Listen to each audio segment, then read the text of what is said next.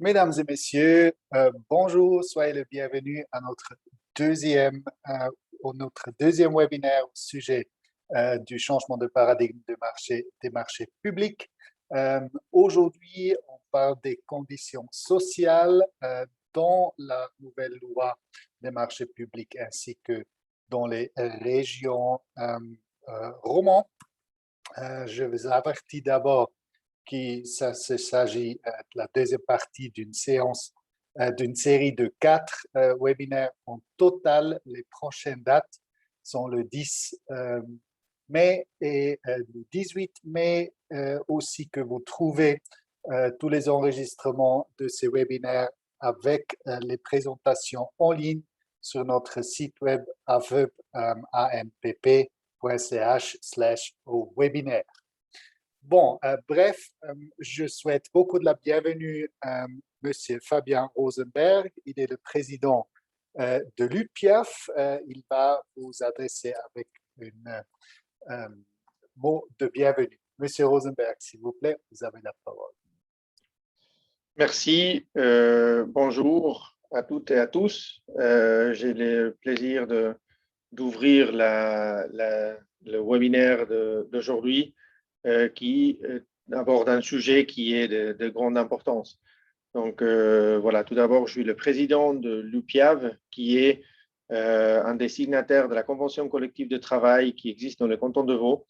Je suis aussi en ce moment le président de la commission professionnelle paritaire qui surveille l'implémentation de cette convention collective de travail.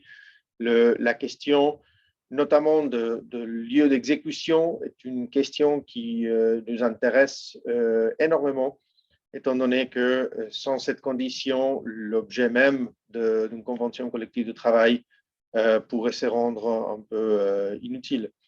Donc, aujourd'hui, on a la chance d'avoir avec nous aussi le secrétaire général de l'UPIAV, M. Philippe Vogel, qui est, je pense, la personne qui est probablement le plus à même d'aborder ces sujets et l'expliquer dans toutes ces implications. Il ne me reste que dire que c'est important, on trouve quand même que c'est important d'avoir une bonne clarté sur le sujet pour pouvoir le défendre avec les associations professionnelles, avec les autorités et avec nos confrères, que ce soit des bureaux des ingénieurs ou des architectes, mais qu'on puisse tous avoir une idée claire de ce que ce sujet entraîne et de l'importance de ce sujet pour permettre que les conventions collectives de travail soient un instrument pour éviter les sous-enchères et la garantie de bon exercice des métiers des ingénieurs et des architectes. Donc, je resterai à disposition en cas de questions, mais je pense que le mieux que je peux faire, c'est justement passer la parole aux autres intervenants et comme ça, on laisse la discussion commencer. Merci beaucoup. Merci beaucoup, Monsieur Rosenberg. On commence avec la première intervention. De ma part, je vais vous donner une petite vue globale sur lieu d'exécution, lieu de provenance le point de vue du LFP et de l'AIFP. Je vous informe encore d'abord que vous pouvez à n'importe quel moment poser des questions. On va les discuter à la fin des interventions. Pour cela, veuillez utiliser l'option F et A que vous trouviez en bas de votre écran. Voilà, je m'appelle Lorenza Boutalib, je suis responsable politique de l'USIC et secrétaire général de l'Alliance pour des marchés publics progressistes, une alliance qui consiste d'environ 26 associations dont l'UPIAF fait également partie et nous avons nous engagés très fortement dans la procédure de la révision de la loi des marchés publics. Un petit bref surveille, c'est une présentation déjà faisait partie du premier webinaire. Si vous voulez plus de détails, s'il vous plaît, consultez cet enregistrement. Nous avons en principe deux réglementations qui gèrent les marchés publics en Suisse. Ça, c'est la loi fédérale pour les marchés publics qui est dédié pour les achats de la Confédération, et puis l'accord intercantonal des marchés publics qui s'adresse au canton. Lieu d'exécution a une importance, une grande importance pour les conventions collectives de travail cantonales.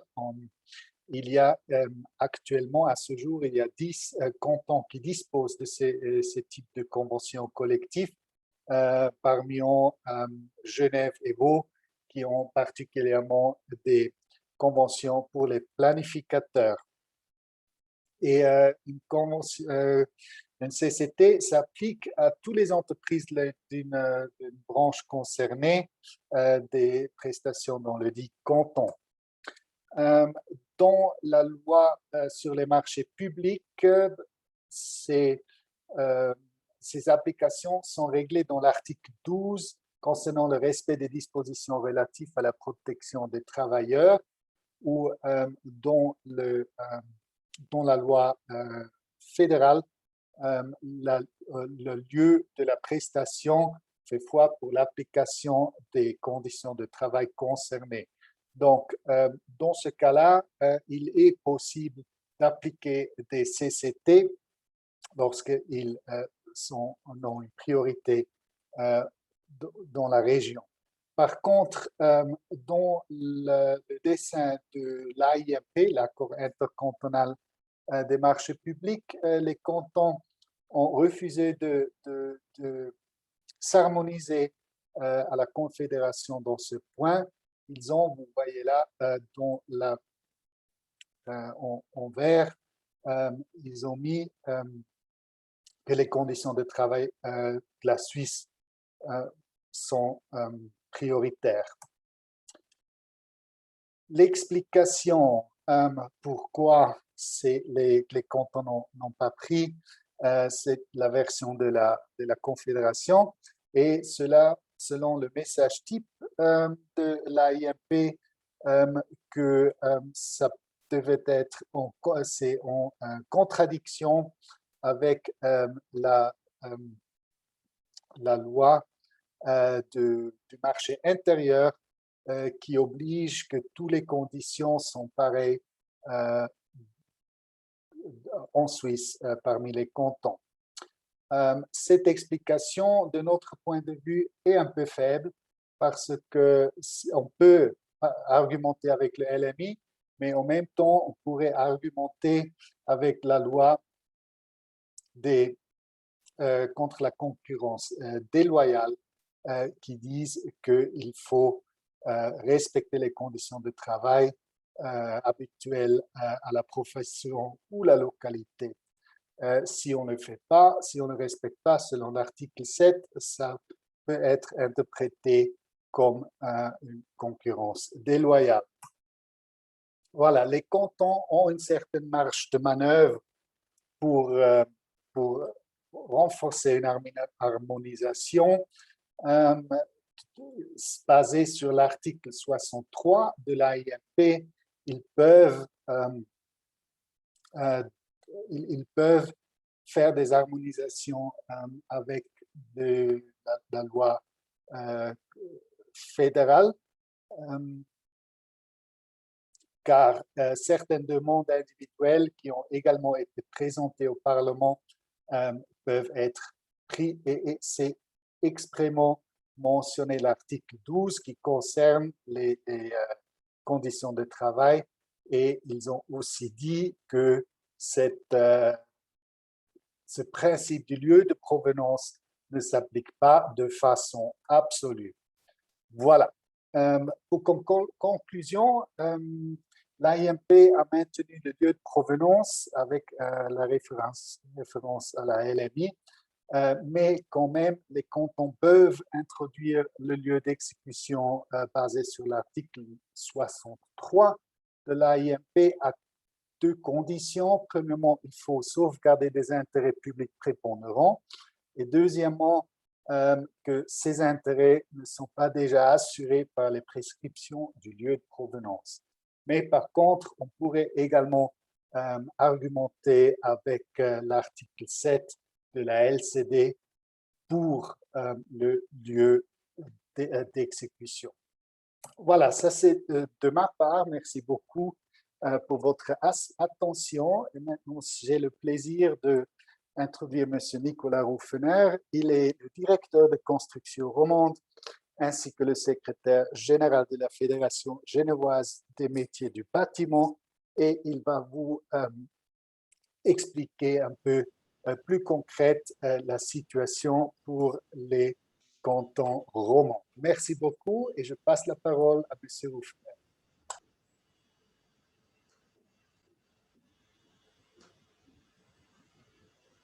Alors, voilà, bonjour mesdames, bonjour messieurs, j'espère que vous m'entendez bien, que vous voyez la présentation qui figure à l'écran, en théorie en plein écran. Effectivement, monsieur Aboutalib vous a donné quelques éléments introductifs sur lesquels je reviendrai pour partie. J'essaierai de ne pas être trop redondant, mais c'est vrai que les différentes thématiques s'interpellent passablement. Et donc, je peux commencer mon exposé en me réjouissant de la participation très nourrie à cette séance, puisque j'ai vu que nous étions plus de 70 participants, ce qui démontre en tout cas l'intérêt de toutes les personnes qui ont pu être conviées à ce webinaire. Et merci également à Lorenz Aboutalib d'avoir été la cheville ouvrière et l'organisateur de tout ceci, en collaboration notamment avec Marc Redler, qui est mon adjoint ici à Genève et qui s'occupe aussi beaucoup de construction romande. Ceci étant dit, peut-être un petit commentaire général et introductif pour dire que nous avons, vous le savez, dans l'industrie de la construction que je représente, beaucoup de conventions collectives déclarées de force obligatoire. Elles offrent des très bonnes conditions de travail. Et puis c'est vrai que la situation peut varier entre entreprises de construction et mandataires, mais il n'en demeure pas moins que c'est une réalité bien présente. Et puis, Lorenz Aboutalib l'a dit tout à l'heure, le champ d'application de ces sociétés, alors on a des sociétés cantonales, des sociétés régionales, des sociétés nationales, mais chaque fois le champ d'application géographique est relativement bien défini.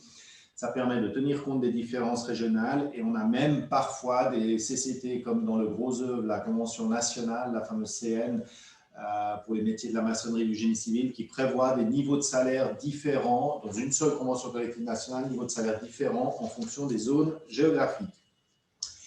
Je vais aussi vous parler de libre circulation parce que finalement tout ceci est lié à la problématique de la libre circulation. Si les gens ne circulaient pas librement et si on ne délivrait pas les prestations ailleurs qu'au siège de l'entreprise, évidemment toutes ces questions, conditions du lieu d'origine, conditions du lieu de la prestation, c'est des questions qui ne se poseraient pas.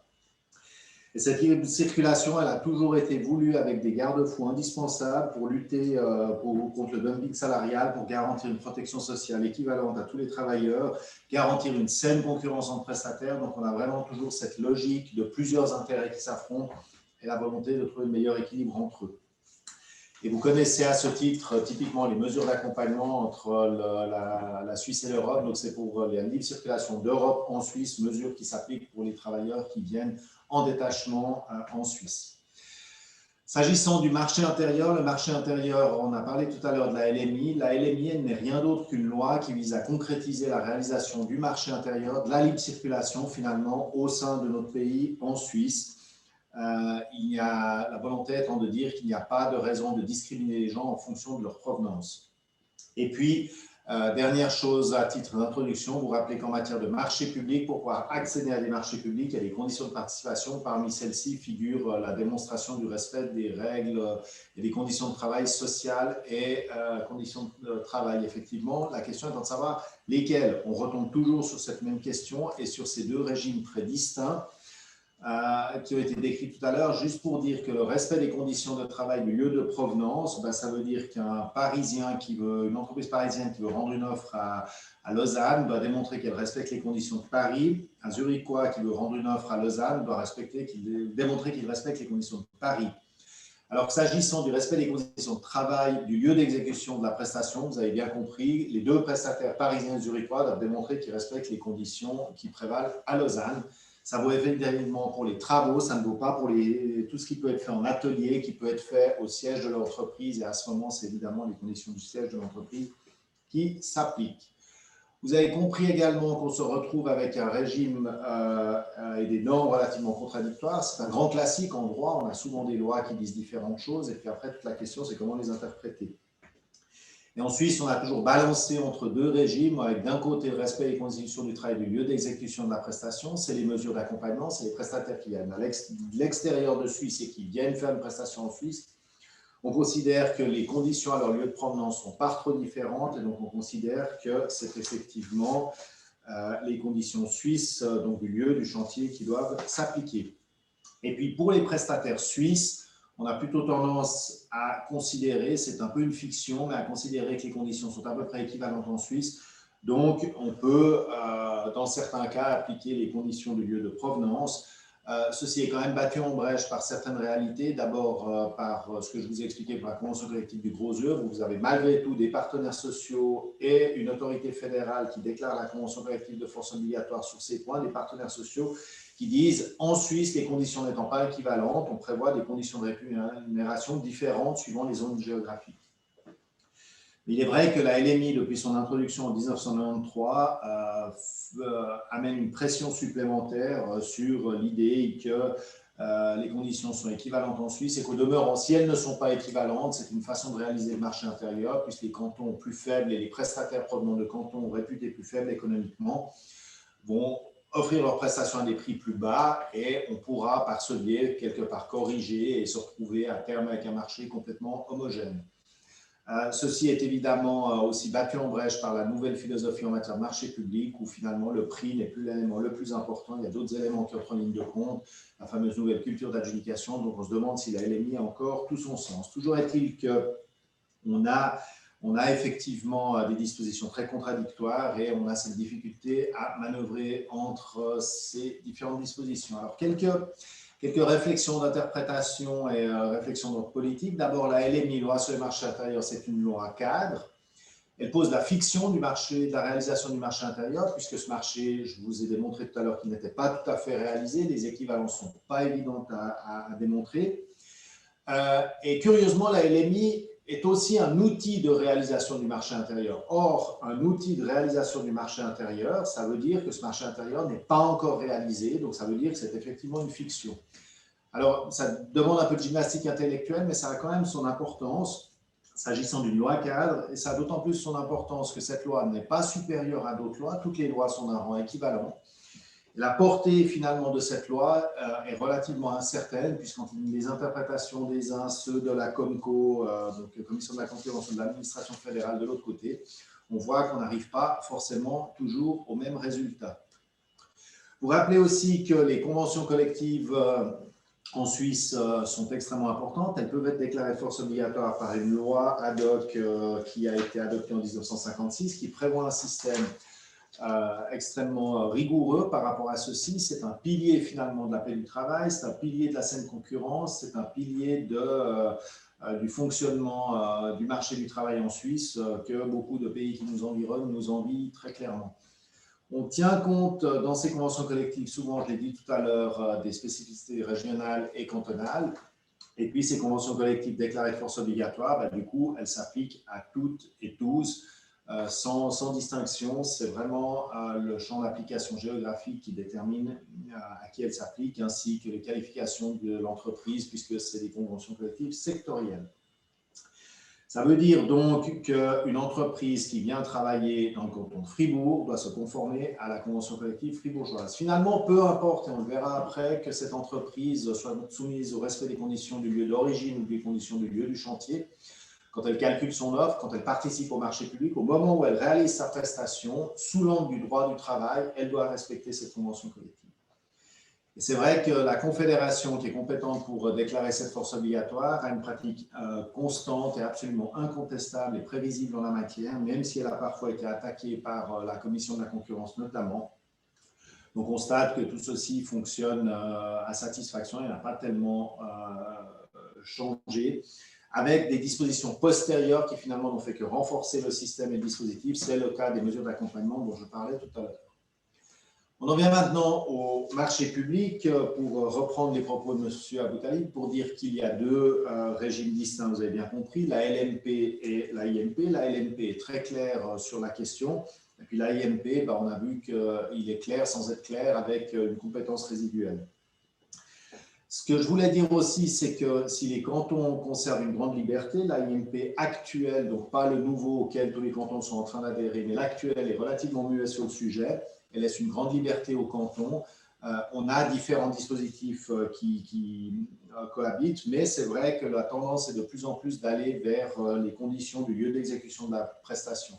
Et ce n'est pas un débat helvétique. Au niveau européen, on a également eu de grandes discussions sur le sujet. C'est la fameuse directive Bolkestein ou directive service qui, sous pression des anglo-saxons notamment, visait à introduire les conditions du lieu de provenance. Et finalement, l'Union européenne a choisi de maintenir les conditions du lieu d'exécution.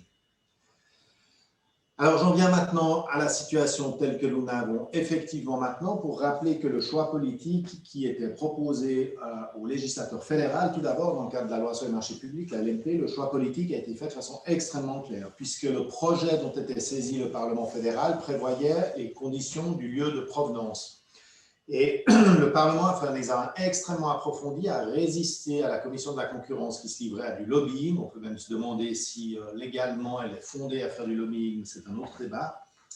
Et clairement, le Parlement a dit nous choisissons le lieu de la prestation comme condition à respecter pour participer à un marché public, respect des conditions du lieu de la prestation. C'est extrêmement important. Parce que le débat était vraiment nourri. Le Conseil fédéral s'est battu contre ceci, les parlementaires ont argumenté. Il y a eu vraiment une discussion d'un très très haut niveau pour arriver à la conclusion que c'était une solution qui était largement préférable. Et puis, je rappelle que l'adoption de ces deux textes, AIMP et LMP, le but, c'était d'harmoniser le droit des marchés publics. Et curieusement, au niveau de l'AIMP, on se retrouve avec une rédaction qui n'est pas du tout harmonisée avec la LMP sur ce point et qui laisse des compétences cantonales résiduelles importantes. C'est un petit peu dommage, c'est d'autant plus dommage que l'AIMP est en fait soustrait au processus démocratique puisqu'il est adopté par une autorité intercantonale qui regroupe des représentants des exécutifs cantonaux. Et après, les parlements cantonaux sont libres d'adhérer ou de ne pas adhérer, mais le contenu lui-même ne fait pas l'objet d'un débat démocratique et à ce titre, il eût été beaucoup plus opportun que l'autorité intercantonale se base sur le débat démocratique qu'il y avait eu au champ fédéral et adapte l'IMP à la LMP. Il a refusé de le faire. On peut le regretter. Mais il laisse une compétence cantonale résiduelle, ce qui permet de dire que les solutions actuelles peuvent et doivent continuer à être maintenues et chaque canton étant libre de régler ceci comme il l'entend. On peut imaginer, je le disais tout à l'heure, qu'un canton qui serait relativement faible économiquement se dise pour mes prestataires qui vont aller dans d'autres cantons prestés, c'est clair que je préfère les conditions du lieu d'origine, mais pour les cantons de destination, ce sera comme le canton de Genève, ce sera évidemment conditions du lieu de la prestation. Et Genève, d'ailleurs, sur ce terrain, a posé cette règle depuis des décennies déjà, a été attaquée régulièrement par la Comco. La Comco a fait plusieurs communications en disant à Genève, c'est pas conforme au droit, vous devez changer. Et Genève n'a pas changé et curieusement, la Comco n'a rien fait. Vous pensez bien que si elle avait eu les moyens de faire quelque chose sur le plan judiciaire, elle n'aurait pas hésité à attaquer la réglementation genevoise. N'avoir rien fait, c'est démontrer que cette réglementation est conforme au droit supérieur. Et puis, il existe quelques jurisprudences, notamment une affaire vaudoise, qui n'ont pas remis en cause cette exigence. Ce qui m'amène à vous parler de la solution qui, pour moi, est absolument évidente, et notamment les cantons de Genève, Vaud, Valais vont dans cette direction.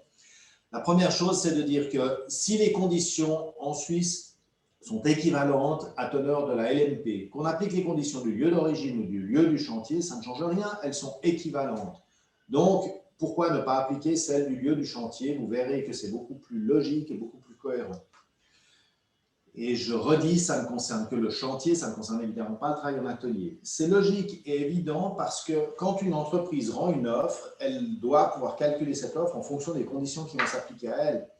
Or, si elle calcule son offre selon les conditions du lieu d'origine, alors que quand elle devra se déplacer sur le chantier, et ça, c'est plus les marchés publics, mais c'est l'extension des conventions collectives de travail, elle devra se conformer aux conditions du lieu du chantier, elle va se retrouver avec deux dispositions potentiellement divergentes, et donc au niveau du calcul de son offre, elle risque d'être un petit peu piégée par rapport à ses concurrents qui sont du lieu où la prestation va être faite. Et donc, ne serait-ce que pour une perspective de PME, c'est le fameux KMU Freundlich, il faudrait absolument appliquer les conditions du lieu d'exécution de la prestation. C'est aussi important dans l'optique d'une saine concurrence d'avoir les mêmes règles pour tous. Vous imaginez bien que l'Européen, le Parisien qui vient à Lausanne doit se conformer, doit démontrer qu'il respecte les conditions lausannoises, puis on aura un Zurichois qui viendrait et qui pourrait démontrer qu'il respecte les conditions zurichoises uniquement. On se retrouve avec des règles qui sont divergentes, qui ne sont pas les mêmes, et donc la concurrence, elle est complètement faussée et il n'y a absolument plus aucune raison d'en exiger le respect, d'avoir une concurrence saine et loyale dans des contextes comme ceux-ci. Donc de nouveau, ça ne résiste pas à l'analyse.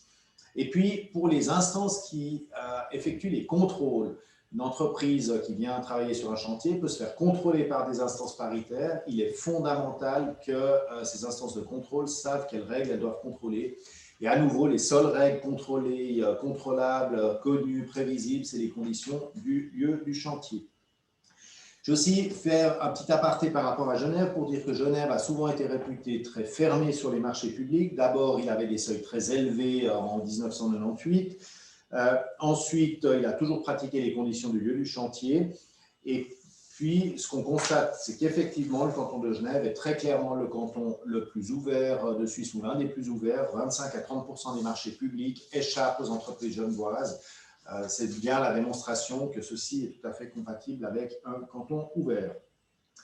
Et puis très concrètement, la mise en œuvre à Genève, elle est extrêmement simple. Le prestataire étranger hors canton ou hors pays doit simplement signer auprès des autorités un engagement à respecter les conventions collectives de travail et les conditions de travail locales du lieu de la prestation. Et à ce moment, on se retrouve avec une attestation délivrée par la dite autorité et l'entreprise peut soumissionner sans aucun problème. Donc, on n'a jamais eu de souci par rapport à ceci, on n'a jamais aucune entreprise qui a attaqué ce dispositif, qui, je le redis à mon sens, est parfaitement conforme au droit supérieur. J'en viens donc à ma conclusion, vous l'aurez bien compris, le respect des conditions du lieu d'exécution de la prestation est absolument une évidence à notre sens. Le contester, c'est oublier que le Parlement fédéral a fait un choix extrêmement clair en la matière, c'est faire fi de certains principes généraux du droit et c'est ériger la LMI en loi d'un rang supra aux autres législations, ce que rien ne justifie et ce que le législateur n'a à l'évidence pas voulu. Encore deux petits mots de conclusion pour dire que s'agissant de la loi sur la concurrence déloyale, c'est justement un des champs de bataille de construction romande, c'est de dire que le fait de rendre une offre sans respecter les conditions de travail doit être encore plus durement attaqué selon de la concurrence déloyale parce qu'il y a des cas totalement inadmissibles. Et puis, c'est de dire aussi que, pas plus tard que le 29 avril dernier, le Conseil fédéral a adopté un message relatif à la modification de la loi sur les travailleurs détachés.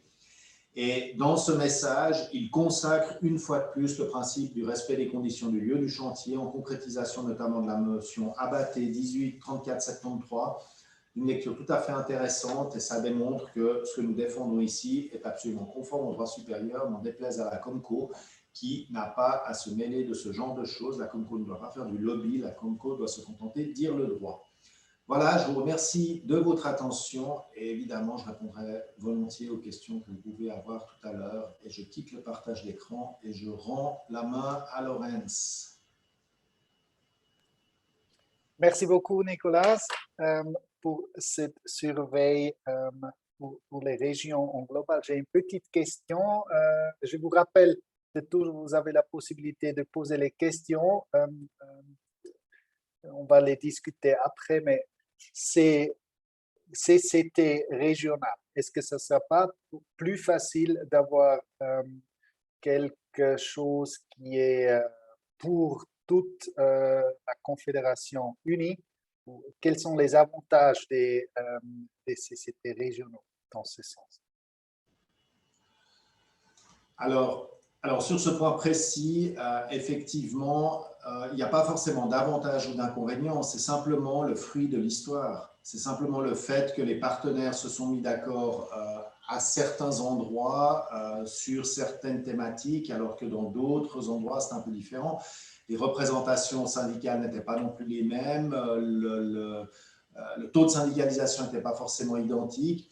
Et puis, pendant des années, bien avant la LMI, on a toujours été très acquis au fait que les niveaux économiques étaient très différents d'un canton à l'autre. Il existe d'ailleurs une péréquation intercantonale qui concerne quand même ceci d'une certaine manière. Et donc, c'est un peu ces réalités historiques qui ont concouru à la réalisation de ces conventions collectives cantonales ou régionales plutôt que nationales. Merci beaucoup. Maintenant, j'ai le plaisir de vous présenter Maître Philippe Vogel. Il est avocat et secrétaire général de l'UPIAF. Il va vous présenter un peu plus en détail le CCT par rapport au canton du Vaud. Merci. Philippe, tu as la parole. Voilà, j'espère que vous m'entendez tous, si ça fonctionne. Super. J'ai affiché le PowerPoint en espérant qu'il fonctionne aussi. Non, il n'a pas l'air de vouloir défiler celui-là. Je ne sais pas pourquoi. Il faut que je change de PowerPoint.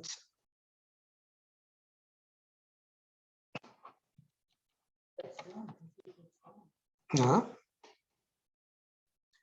Alors, changeons. Ça marchait. Voilà. Oui, voilà. Voilà, eh bien, ça marche. Magnifique. C'est PowerPoint d'un webinaire, c'est tout un apprentissage. Donc, je suis le secrétaire général de l'Union patronale des ingénieurs et architectes vaudois.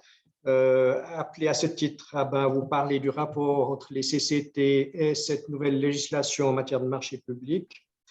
Donc, l'UPIAF a toujours tenu une convention collective de travail pour les bureaux d'architectes et d'ingénieurs depuis 50 ans, puisque l'UPIAF va fêter ses 50 ans cette année. Mais il faut peut-être distinguer à ce niveau deux types de conventions collectives de travail. Vous avez des conventions collectives de travail qui sont simples, si on peut dire neutres, et qui ne s'appliquent qu'aux bureaux qui sont membres de l'union patronale et aux employés qui sont syndiqués. C'est ce que connaissait l'UPIAF jusqu'au 1er janvier 2019. Et puis l'autre catégorie de CCT, c'est les CCT à force étendue qui sont assujettis à la loi fédérale sur l'extension des conventions collectives de travail. Il y a donc toute une procédure d'adoption et de mise en place de la CCT à force étendue. Et puis, avec ces paramètres, respectant cette procédure, la CCT acquiert force de loi et s'applique à toutes les entreprises ou tous les bureaux actifs sur le territoire considéré. Pour nous, c'est effectivement le canton de Vaud. Donc, la CCT des architectes et ingénieurs à force étendue s'applique sur tout le territoire vaudois. Alors, pour répondre à la question de Laurent tout à l'heure, c'est vaudois parce qu'effectivement, on a un peu de peine à faire passer le message outre-Sarine. Ce n'est pas vraiment de la mentalité de nos compatriotes de Suisse allemande. Ce n'est pas de la mentalité de mettre en place ce type de convention collective. Donc actuellement, effectivement, on a des conventions collectives cantonales. On espère peut-être mettre en place une convention collective romande le moment venu. Donc, devant la pression des marchés publics qui arrive en 1995, et pression qui s'exerçait tout de suite sur les honoraires d'ingénieurs, l'UPIAF s'est dit il faut mettre en place une CCT à force étendue, ne serait-ce que pour maintenir les salaires à un niveau correct et ne serait-ce que pour mettre tous les bureaux intervenants au même niveau avec les mêmes charges pour qu'on puisse comparer à termes égaux les offres qui sont rendues. Donc, la décision a été prise courant 2006-2007. Ça a pris 15 ans à mettre en place. C'est extrêmement long comme processus.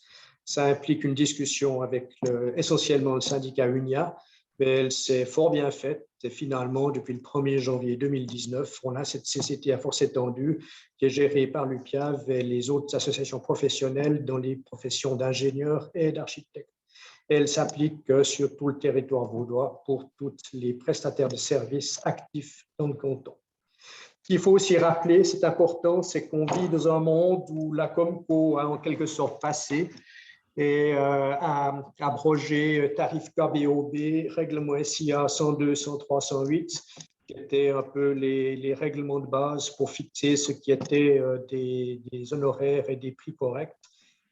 Actuellement, aujourd'hui, on n'a plus guère que les CCT force étendue qui comportent des salaires minima qui permettent d'évaluer ce qui est correct ou pas correct au niveau des honoraires.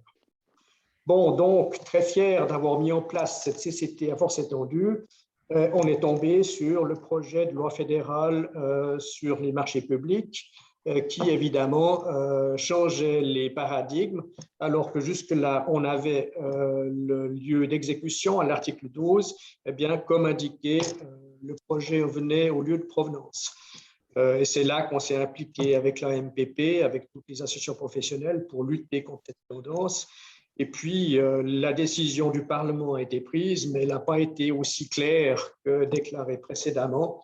J'ai un très net souvenir d'un aller-retour au Conseil national qui était pour le lieu d'exécution, et puis le Conseil des États qui ne voulait pas lieu d'exécution et qui restait sur le lieu de provenance. Et puis, au terme du deuxième aller-retour, un dernier vote négatif du Conseil des États, ça entraînait l'échec de tout le projet de loi fédérale, parce que quand il y a une mésentente persistante après le deuxième aller-retour, eh bien, tout passe dans la corbeille, en quelque sorte. Et ça a tenu, de mon souvenir, à une seule voix. Il y a une seule voix qui a changé au Conseil des États. Et puis, le lieu d'exécution a ainsi pu être intégré dans le projet de loi fédérale. Mais ça a vraiment tenu à rien du tout. On n'a même jamais su qui avait changé sa voix à ce niveau-là. C'est une information confidentielle qui n'a jamais été communiquée à l'extérieur. Et puis ensuite, les difficultés ont continué. Je me souviens que quelques jours avant la votation finale sur la loi fédérale, les intervenants au Parlement ont exigé l'introduction de ce fameux critère sur le niveau de prix suivant les divers pays intervenants. Et c'est de là qu'est arrivé ce critère qui figure à l'article 29 de la loi fédérale. Je me rappelle qu'avec Laurence, on s'est téléphoné un samedi soir, sauf erreur, en disant « mais qu'est-ce qu'on va faire avec ça encore ?» Et on s'est dit, OK, pour la MPP, il faut y aller. On ne peut pas tout compromettre avec ça. Et puis, le projet s'est mis en place ainsi. Donc, au niveau fédéral, alors ça, oui, je passe, ça, c'est des extraits de nos réactions par rapport aux honoraires d'ingénieurs et d'architectes et les montants à 60 francs de l'heure qui rentraient, qu'on ne pouvait plus subvenir plus longtemps. Et on aboutit dans le texte actuel, l'article 12 de la loi fédérale, qui se réfère aux conditions de travail en vigueur au lieu de la prestation. C'est la version rouge. Donc, en tout cas, au niveau fédéral, c'était acquis.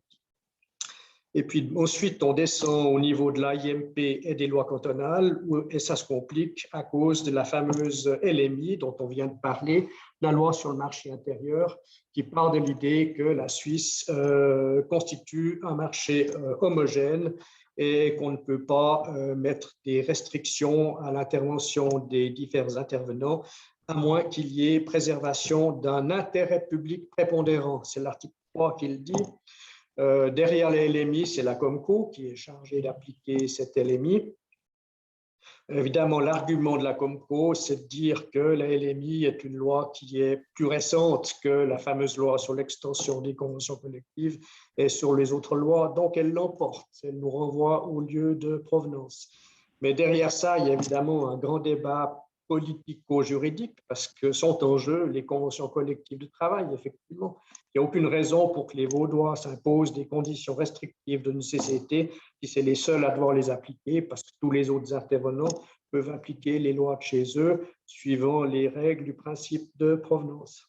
Et puis, je crois que la Comco a dû quand même aussi se pencher largement sur la question et un avis de droit a été rendu en lien avec l'AIMP où la Comco ouvre la possibilité de revenir au lieu d'exécution en cas de conditions particulières.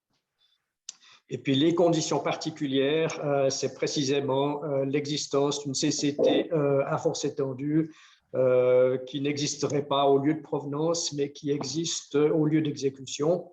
Évidemment, comme il y a plus de CCT à force étendue en Romandie, en Suisse romande, dans les cantons romans, eh bien, ça nous préserve par rapport aux offres qui viennent de Suisse allemande, par exemple.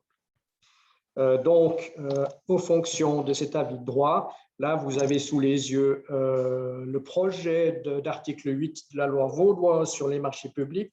Donc, c'est encore projet qui dit les conditions de travail fixées dans une convention collective de travail dont le champ d'application est étendu au canton de Vaud et dont les termes ne connaissent pas leur équivalent à leur siège d'établissement suisse du sous-métier ou des sous-traitants sont applicables dans le canton de Vaud. Donc, c'est comme ça qu'on parvient à retomber sur le lieu d'exécution dans le canton de Vaud. Je crois que j'ai les images qui bougent un peu partie du texte, mais peu importe. Donc, on aboutirait à cette solution-là pour peu que ce texte puisse entrer en vigueur. Et je crois que sur Genève et Valais, on prend à peu près la même direction. Mais la LMI continue à nous poser un problème juridique important qui n'est toujours pas réglé. Elle est postérieure aux autres lois Et je crois que le Parlement avait l'opportunité de réviser la LMI quand le projet de loi fédérale a été discuté et ils n'ont pas voulu le faire. En réalité, c'est la LMI qu'il faudrait rediscuter. Maintenant, effectivement, il y a toute la problématique du contrat cadre avec l'Europe, et puis c'est un peu paradoxal, parce que le gros problème de la LMI et des conditions helvétiques, pour les bureaux d'ingénieurs en tout cas, c'est la sous-traitance. C'est la sous-traitance à l'étranger. Parce qu'évidemment, quand un bureau vaudois, par exemple, sous-traite ses prestations à un bureau, par exemple, roumain ou polonais ou d'ailleurs, on ne peut pas forcément le gérer de la même manière qu'un bureau vaudois qui confie son travail à ses employés vaudois assujettis à la CCT. Donc, quand on dit dans l'LMI que le marché helvétique est homogène, il n'est pas tellement que ça, parce que la sous-traitance parfaitement légale par ailleurs existe et puis entraîne des dysfonctionnements au niveau de la rentrée des prix. Et puis, quand on assiste aux discussions qu'il y a par rapport au contrat cadre avec l'Europe, on voit que c'est justement le problème du maintien des salaires qui est le facteur de blocage essentiel. Alors, quand on dit que pour les LMI, les Roumains, les Polonais, ça va très bien, c'est homogène, par rapport à l'Europe, c'est plus du tout homogène et puis on ne veut pas le contrat cadre parce que ça ne permet pas de maintenir le niveau des salaires et le niveau de vie de notre pays. Donc, c'est un peu contradictoire, un peu paradoxal, mais c'est effectivement un des paramètres essentiels qui va intervenir dans la discussion par rapport à ce contrat cadre qui pourrait effectivement mettre en péril les conventions collectives de travail si on en vient au lieu de provenance au niveau européen. Donc, actuellement, dans l'état du droit, il est en tout cas clair que les CCT, force étendue d'architectes et d'ingénieurs interviennent et que le soumissionnaire marché public qui ne respecte pas les conditions de la CCT, convention collective, doit voir ses offres éliminées. Ça, au moins, c'est clair, mais reste des questions plus embêtantes auxquelles on n'a pas forcément toujours la réponse. C'est qu'est-ce qu'on fait par rapport à un bureau vaudois, par exemple, qui respecte toutes les conditions de la CCT, qui paye les salaires minima comme prévu par la CCT, qui respecte les horaires de travail, etc., mais qui décide qu'il veut absolument ce marché parce qu'il y tient et qui arrive avec un prix sous les niveaux, avec un prix bas. Comment est-ce qu'on manœuvre pour éliminer ou pas cette offre? Puis la deuxième question qui revient chaque fois, question embêtante, c'est qu'est-ce qu'on fait des sous-traitants de l'étranger qui dessinent des plans d'exécution de leur bureau à l'étranger, qui évidemment ne mettent pas les pieds dans notre pays, mais qui fournissent des prestations qui terminent sur la réalisation de chantiers dans notre pays. Je pense que la CCT qui stabilise le marché du travail, qui le rigidifie un peu, fournit pas les réponses à toutes ces questions. Il faut aller chercher les solutions dans d'autres articles de la loi fédérale et des lois sur les marchés publics. À l'article 29, c'est les prix plausibles, à mon avis, parce que la CCT, le reste de la CCT ne donne pas les réponses à ces problématiques. On s'est battu pour introduire ce critère du prix plausible. Derrière le prix plausible, il y a la courbe tessinoise des prix avec la pénalisation des moins chers et des plus chers. Mais on ne l'a pas formulé comme ça dans le texte légal, mais je pense que c'est vers ça qu'il faudrait se diriger. Cela étant, c'est l'objet d'un autre webinaire, sauf erreur, le 4e webinaire. Donc, je ne veux pas insister là et maintenant sur cette problématique. Donc, voilà un peu la trajectoire de notre convention collective de travail. On est parvenu à mettre sur pied. Elle a survécu à la loi fédérale sur les marchés publics, à l'AIMP, la loi vaudoise sur les marchés publics. Le dernier obstacle potentiel, c'est effectivement la discussion avec l'Europe et le contrat cadre. Mais de nouveau, comme indiqué par Laurence lors du premier webinaire, on a changé les paradigmes, c'est un premier élément, et puis maintenant, il faut les appliquer concrètement. Et puis là, la lutte ne fait que commencer. Et je crois que la lutte va encore être relativement longue et difficile et compliquée. Voilà, je vous remercie de votre attention et je repasse la parole à Laurence. Merci beaucoup, Philippe. Mesdames et messieurs, vous avez maintenant la chance de poser vos questions. Je regarde dans notre fonction des questions, il y a une. Peut-être c'est adressé à Philippe ou Nicolas. au sujet de l'article 8, est-ce que ça s'appliquerait uniquement aux prestations des travaux sur le sol vaudois? Et est-ce que les prestations d'études resteraient ainsi soumises aux conditions cantonales et nous risquons de favoriser les bureaux des cantons qui n'ont ni de CCT ni de salaire minimum?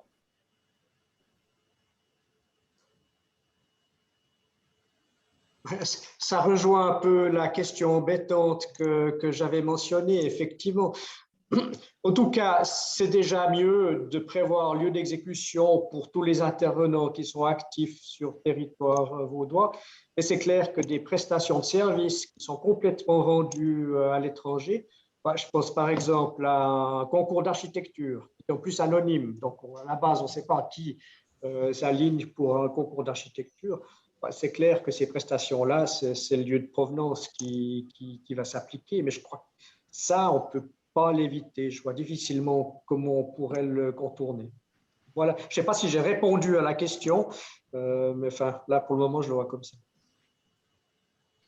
Laurence, un petit complément, Nicolas Rechner, pour dire que Oui. c'est exactement le même problème qu'on a avec les prestations en atelier. Le gros avantage que la construction a par rapport au mandataire, c'est qu'il y a quand même une grande part de la prestation de chantier qui se fait sur le lieu de la prestation, justement. Alors que les mandataires avec des prestations intellectuelles, on peut pratiquement tout faire, hormis le suivi du chantier, à l'autre bout de la planète. On peut dessiner des plans depuis l'autre bout de la planète. Et c'est la grande différence entre les deux et c'est la grande souffrance des mandataires aujourd'hui avec laquelle je suis plein de compassion parce que vraiment, c'est une situation très compliquée et très difficile. Merci beaucoup. Y a-t-il des autres questions? Vous avez encore la chance de environ 5 minutes pour poser votre question ou vos questions.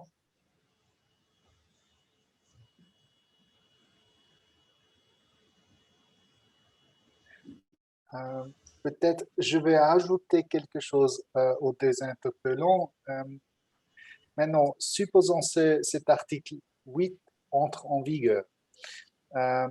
Est-ce que ça créerait des conflits avec des cantons voisins, des cantons proches du canton Vaud, ou est-ce que tout sera en ordre?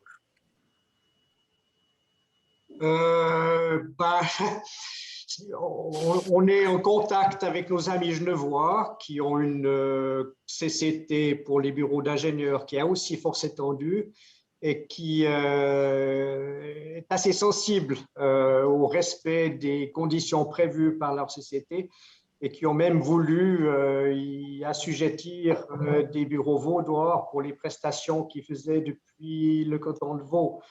Alors bon, on a invoqué qu'on pouvait faire l'inverse et puis ça n'allait pas aider à résoudre la problématique. Mais là, effectivement, on a quelques petits problèmes de coordination à régler avec nos amis genevois, effectivement. On a deux CCT à force étendue qui risquent de se collisionner un peu à la frontière. Mais si je peux me permettre, le problème est relativement, à mon sens, relativement simple à résoudre. Il suffit de voir ce qu'on fait avec l'Union européenne, où une entreprise qui vient de Genève pour travailler sur Vaud, elle doit se conformer aux conditions vaudoises. Et puis, parallèlement à ceci, vis-à-vis de ses travailleurs, elle a des règles contractuelles qui offrent peut-être d'autres choses et il faut faire superposer les deux régimes. Généralement, ça marche quand même relativement bien. Avec ceci de particulier dans la disposition vaudoise d'article 8 qui me dérange un peu, qui revient quand même à la notion d'équivalence et qui pose quand même le principe de la démonstration que les conditions ne sont pas équivalentes ailleurs en Suisse. Donc, le prestataire qui arrive à démontrer que les conditions sont équivalentes en Suisse, en fait, les conditions d'origine sont équivalentes aux conditions vaudoises, ben, il pourrait se contenter de ces conditions d'origine, du lieu d'origine. Et ça, je pense que c'est un vice et je pense que le législateur vaudois devrait corriger ceci sur pression des associations économiques, du PIAB et d'autres, Construction Vaud, la FVE, etc. Merci beaucoup. Il y a deux autres questions qui viennent d'entrer. Une j'aime bien l'idée, est-ce que les critères d'adjudication pourraient inclure le lieu de provenance comme point? Voilà, ça c'est en principe, les critères doivent être faits d'une manière que ça ne devient pas un désavantage pour des autres concurrents. Et supposons on prend la distance du chantier. Est-ce que ça peut être un critère d'adjudication, oui ou non? Là, ça dépend. Si c'est que la distance seulement, ça peut être un désavantage, une discrimination des offrants qui habitent plus loin. Mais s'il s'agit, par exemple, le net d'émissions vers la question de durabilité, c'est ce que nous allons discuter dans notre prochain webinaire, ça peut être pris en considération.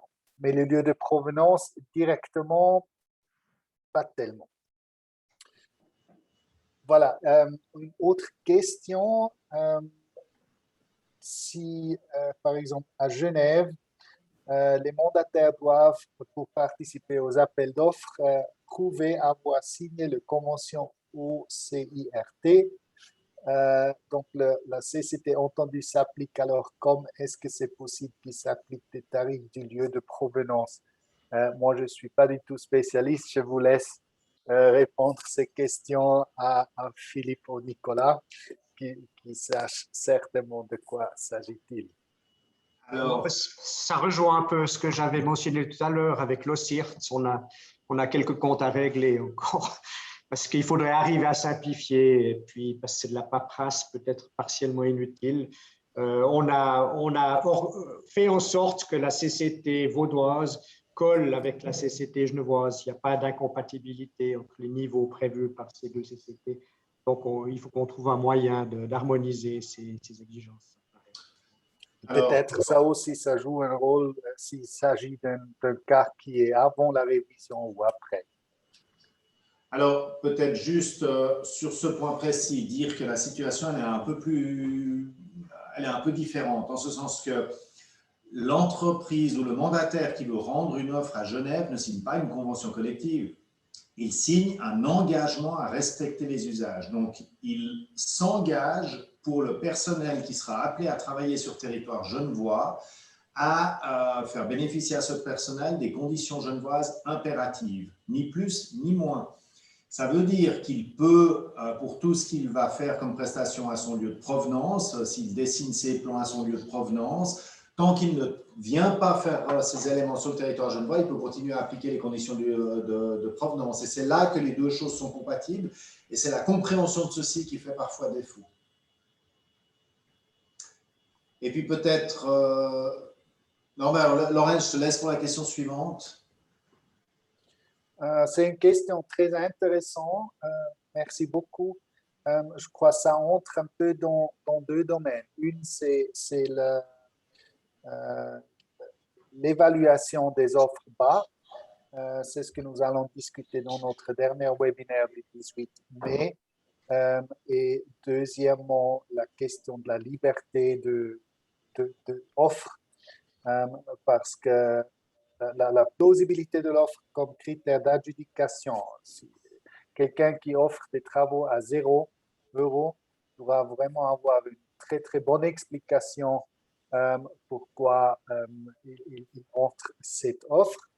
Et deuxièmement, s'il y a une CCT qui oblige d'avoir des salaires minimums, par exemple, là, on reçoit un critère objectif pour plausibiliser l'offre. Alors, peut-être un complément, Laurence. Tous ces éléments sont tout à fait corrects. Et puis, sans vendre la primeur du webinaire du 18 mai, sauf erreur, dire qu'à Genève, en tout cas, on essaie vraiment de travailler sur la nécessité que les entreprises doivent justifier ce qu'elles font et qu'une entreprise qui rend une offre à 0 francs, respectivement qui rendrait une position à 0, elle ne peut pas justifier, elle échoue à justifier parce que 0, justement, c'est une valeur on ne peut pas travailler sans rémunération. Et pour l'instant, on a quelques cas, mais qui ne sont pas encore légion, qui tendent à démontrer que le système est relativement conforme au droit supérieur.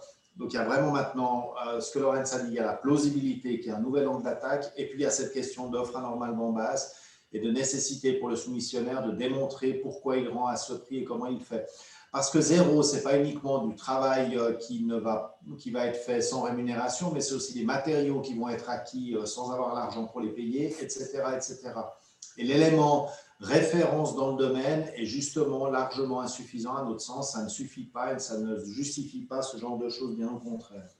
Mais à voir ce que les tribunaux en feront. On a des tribunaux extrêmement créatifs et très peu au fait de ce qu'est une entreprise ou un mandataire. Donc, on a même des juges à Genève qui se sont érigés en experts de la construction métallique et qui nous ont expliqué que les moyens mis en œuvre sur un chantier particulier étaient tout à fait conformes aux règles de l'art sans demander à un expert. Donc, c'est le juge qui connaît ceci, qui a la science infuse en la matière. Donc, je suis un peu méfiant vis-à-vis des autorités judiciaires, mais je ne désespère pas que le dispositif fonctionne. Merci beaucoup, mesdames et messieurs. Dernière chance pour poser une question. Je regarde un peu l'horaire. Nous avons encore 3 minutes disponibles. Et il n'y a pas d'autres questions. Donc, je remercie beaucoup les interpellants d'avoir pris le temps pour présenter ce sujet très intéressant. Je vous remercie, mesdames et messieurs, d'avoir participé et je vous avertis encore sur nos 2 webinaires qui suivent, le 10 mai sur la notion de durabilité dans la LFP et l'AIFP et le 18 mai les critères d'adjudication, différents niveaux de prix, plausibilité de l'offre, fiabilité du prix, ainsi que, c'est ce que nous avons discuté avant, la méthode d'exclusion des offres à moment basses. Dans ce sens, regardez aussi les enregistrements de webinaires. Ce webinaire va être mis sur la page dans quelques temps avec les présentations. Je vous remercie. Restez en bonne santé et une très bon après-midi à tous. Merci beaucoup.